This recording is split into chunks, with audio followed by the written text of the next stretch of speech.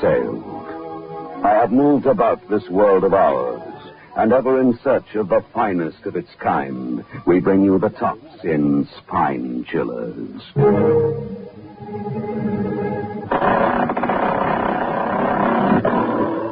The Creaking Door.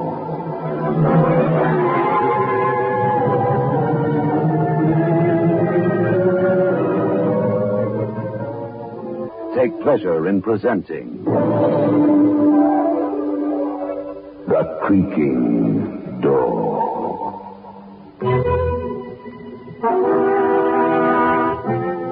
Good evening, friends of The Creaking Door. The Creaking Door is opening, so do come in.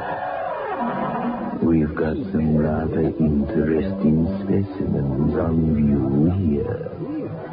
Some old skeletons and a skull or two, which proved quite fascinating once I'd managed to remove the outer covering. Come to think of it, one of those skulls looks just like yours.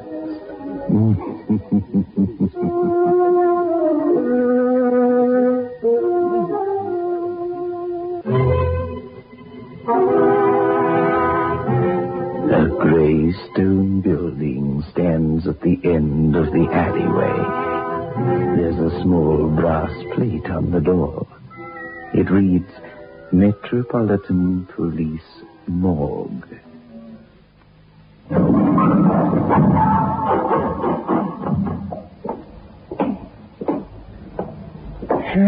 You don't miss much, do you, Tom? I mustn't miss anything, Willie, if I'm going to keep my job as a crime reporter. What is it, another hit-and-run case? That's what they said when they brought him in. Oh, made a proper mess of him. Multiple fractures, Dr. Wilson said. Anyone interesting? Is it worth a paragraph in my paper? No. Just another tramp. Never had a bob on him. Oh, pity. Stuck for a story. Accidents aren't my department. Yeah, you never know. It might be. Struck from behind he was. Like to have a look? Yes, Willie, I won't.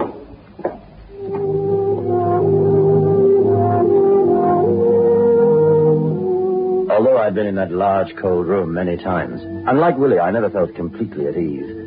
I walked over to what Willie euphemistically described as his cold storage bins and watched him pull out Section 26.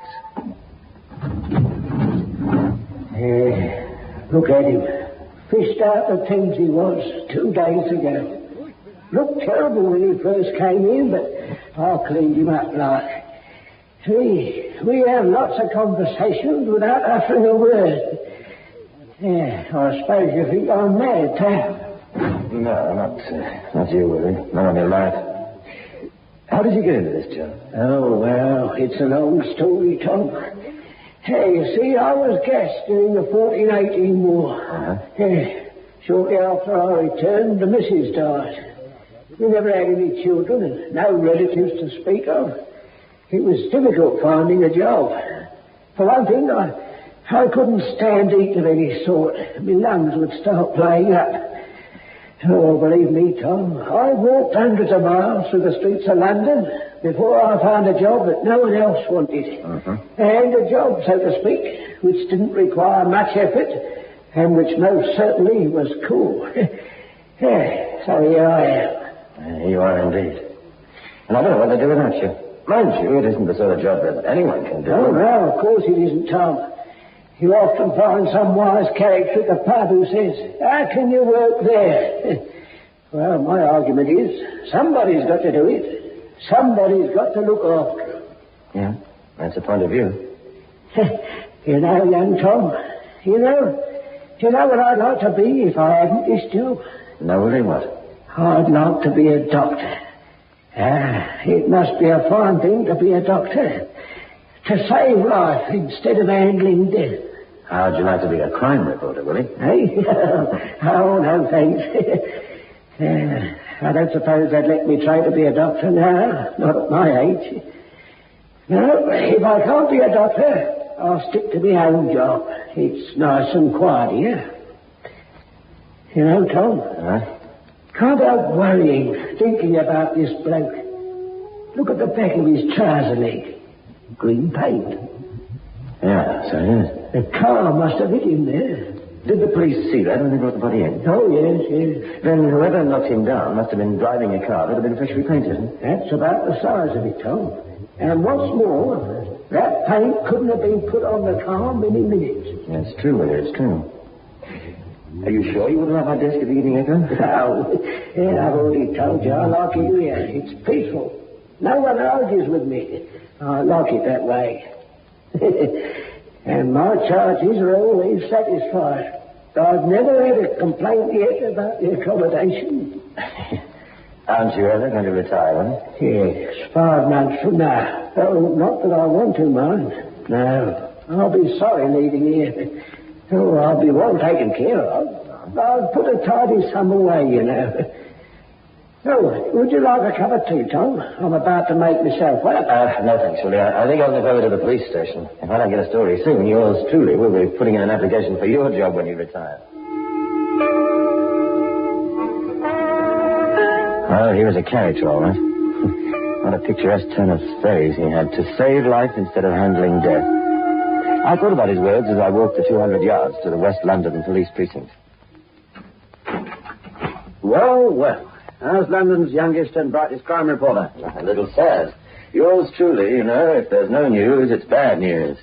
Me no write about crime, me no eat. Do you know anything about the stiff who was knocked down tonight by a green-painted car? I just come from the morgue. Oh, so you've been talking to friend Willie, have you? Yes. The incident happened in your manner, Detective Sergeant Wallace.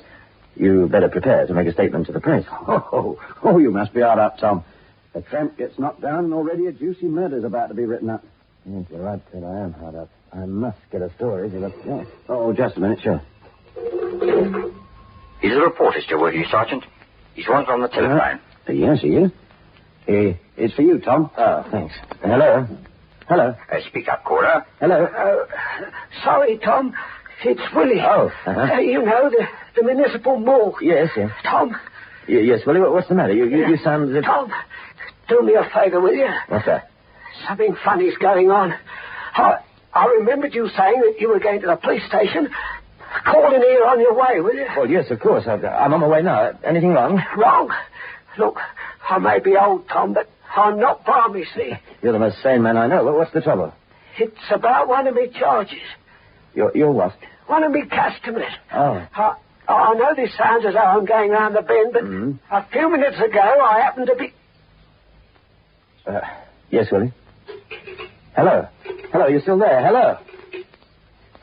It's funny. Well, what's the matter? I don't know. But I'm going to find out.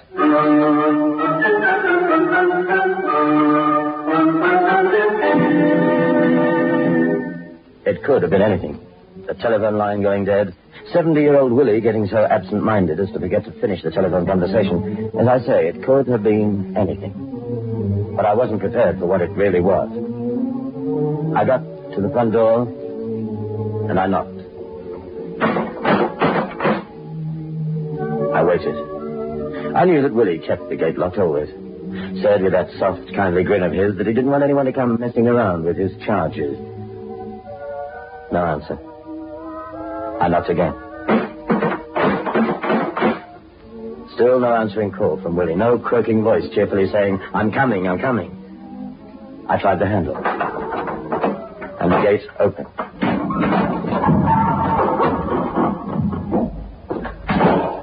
Willie!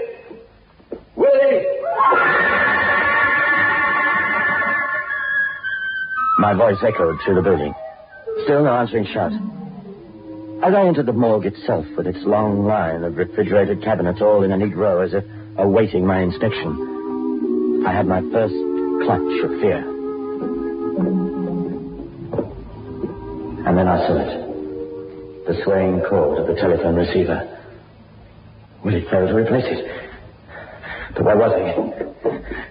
And then I had a crazy thought. He's in there. He's in one of those cabinets.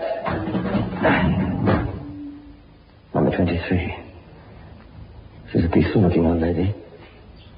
Death hasn't disturbed the serenity of her features. She isn't Willie. Number 24. face gazed at me without recognition. Why should he recognize me? I've never seen the guy in my life before. Nor in his life either. Or death.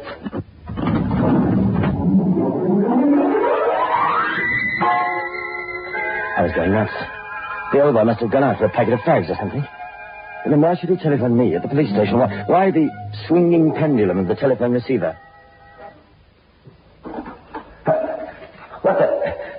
Who's there? Willie! Willie, stop playing hide and seek! Willie!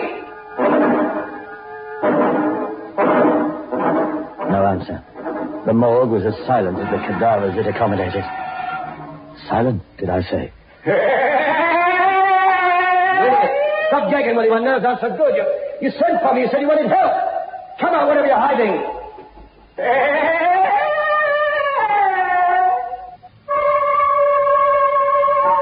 My blood froze. It wasn't Willie laughing.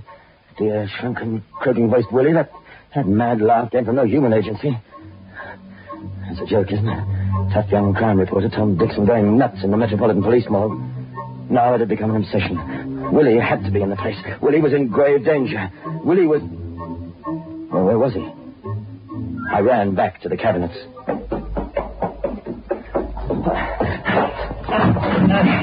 Not you, old chap.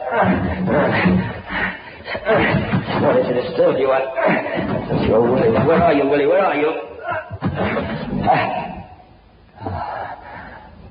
I'm being accommodated in refrigerating cabinet number 28. Well, of course, you don't recognize me as you're lying there. How could you? You're dead.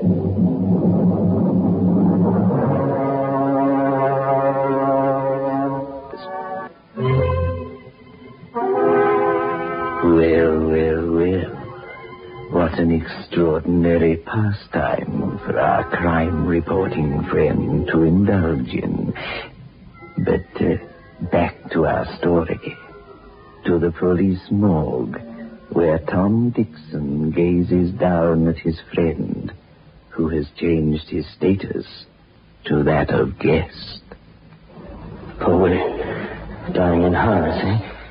Somebody put you in that bed, someone or something. But the dead can't walk or move or kill. Where are you? Where are you hiding? I'll get you. I know you killed Willie. Why can't I get a darling take? Come on.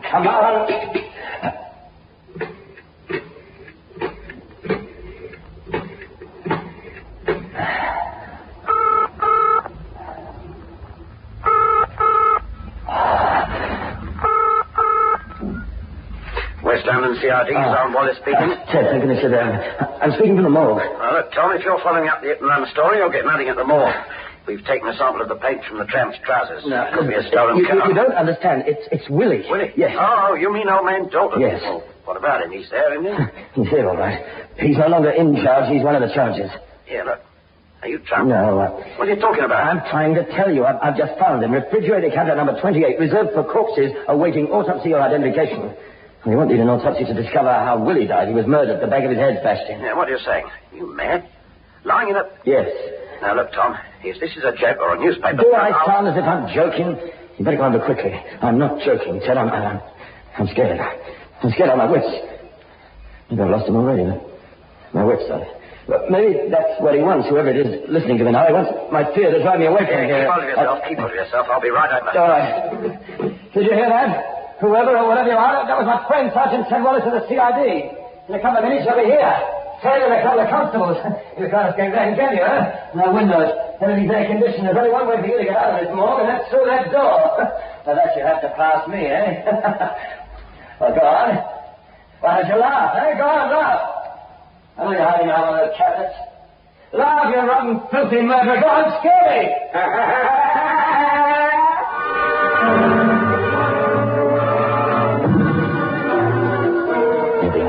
Challenged whoever it was.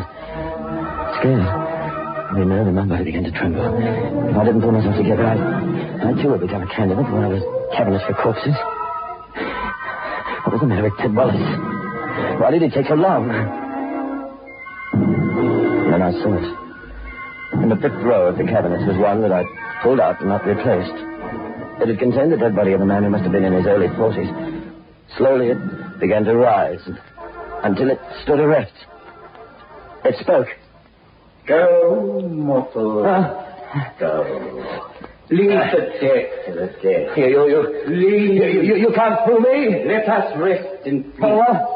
The old man was sent to his final rest because it was decreed that he would want to end his mortal days. Wait a minute. Who are you? Go, lest we claim you. It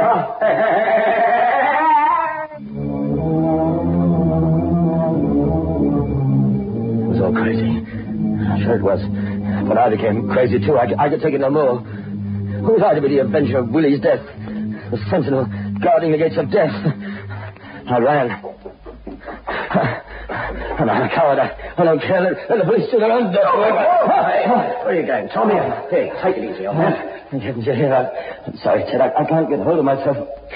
Have you brought anyone with you? Yes, of course. 2 constables. Keep them here by the gate. There's something or someone in there. Have you been drinking? Drinking? I've come over here because you told me that... Willie, dear old Willie, is lying in one of those cabinets. Yeah, that's what you said, cabinet 28. Well, come on, show me. Tell them that those 2 cops, tell them not to move from the gate. Yes, all right. Anything for a quiet death. Oh, sorry, Tom. Yeah. I know that wasn't funny. Yeah. Is he really dead? Willie, I mean. All right. Let's go in. As we walked towards the cabinet, my feet felt like tons of lead. I could see Ted looking at me out of the corner of his eye, wondering if I'd brought him out on a hoax, or I was drunk, or worse. Cabinet 28. Yeah. You said he was murdered. His head bashed in.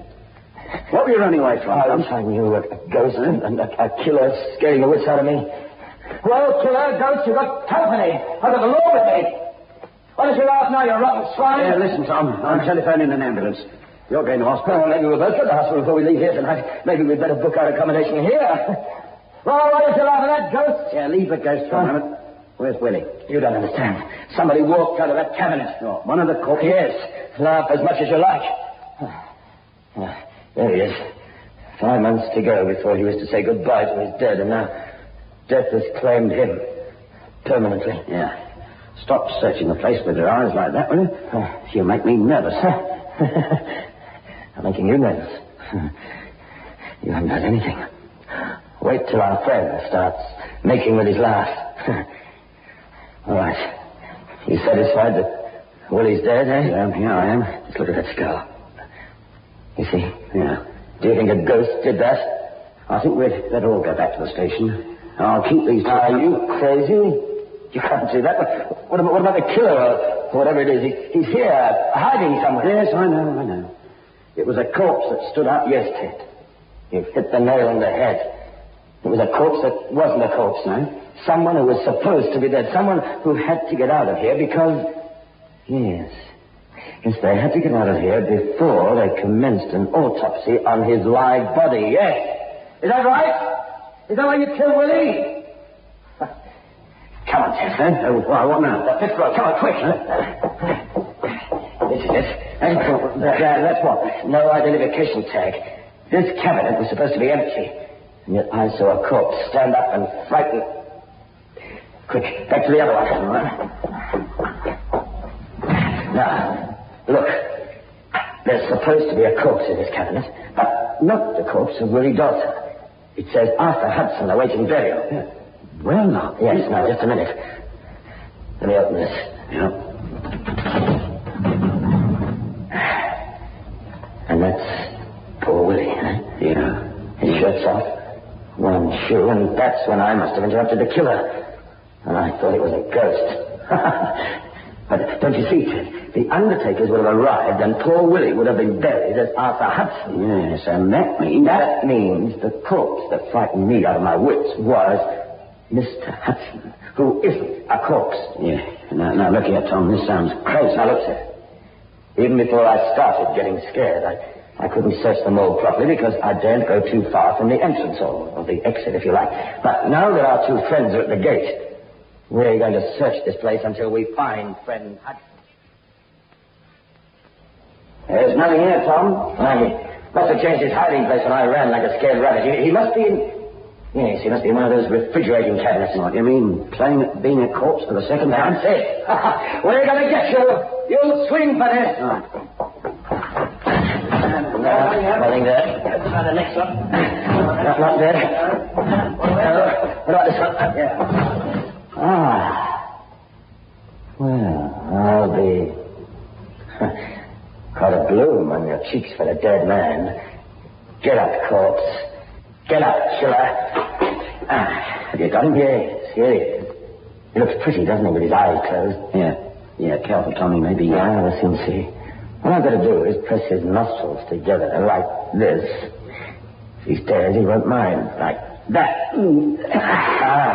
Stand up, ghost. Poor corpse. It's very cold, isn't it, without your clothes on? I'll bet you 100 to 1 this swine didn't bother about his fingerprints. Willie would be missing, not dead. He was killed 10 minutes before the morgue was due to shut for the night. Stop him! Hold on, Constable. They got him. Well, is your name Arthur Hudson? I'm arresting you for the murder of... Cold. I'm shivering. Oh, cold, are you? I thought Ghost didn't feel the cold. Please, blanket or something that should arrive from the drugstore. Please, I catch my death of cold. Oh, he'll catch his death of cold.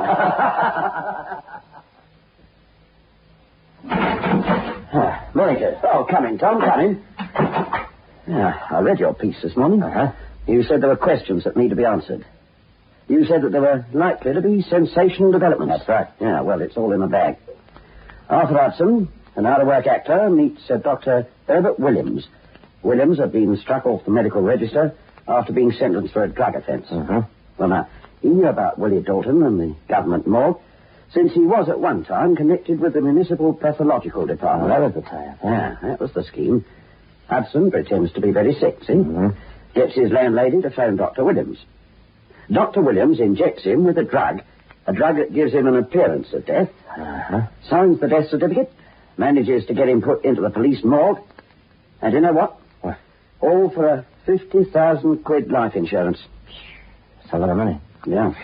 Well, if poor Willie hadn't suspected something and hadn't telephoned me, they might have got away with it, too. Yeah, that's it. The idea was for Hudson to put on Dalton's clothes and switch identities until Hudson was safely out of the building. He tried to frighten you. You see, he couldn't leave until you did. He frightened me, all right. Yeah. If you hadn't arrived in time... Yeah, well, never mind that now. They're both behind bars. Although friend Hudson is suffering from a severe chill. Really? You don't think that you're... Oh, excuse me, yeah. Hello? West London CID, Sam Wallace speaking. Who? What? Yes, all right. I'll look into it.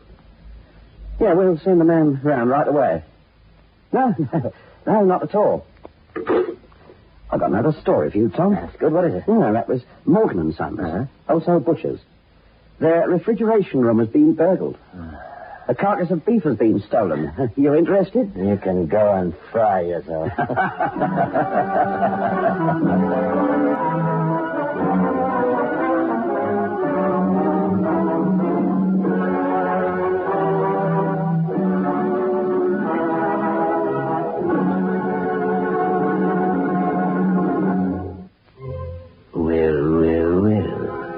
What a chilling experience for our young crime reporter.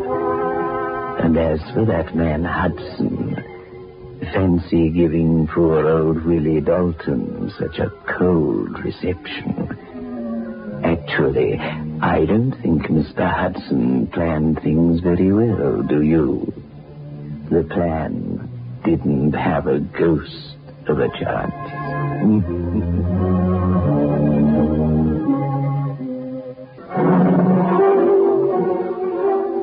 This is your host back again. Just a reminder of our rendezvous next week. Where are we going?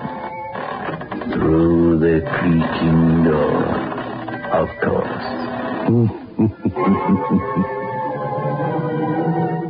Invite you to listen next Saturday at 9 o'clock, when they will again present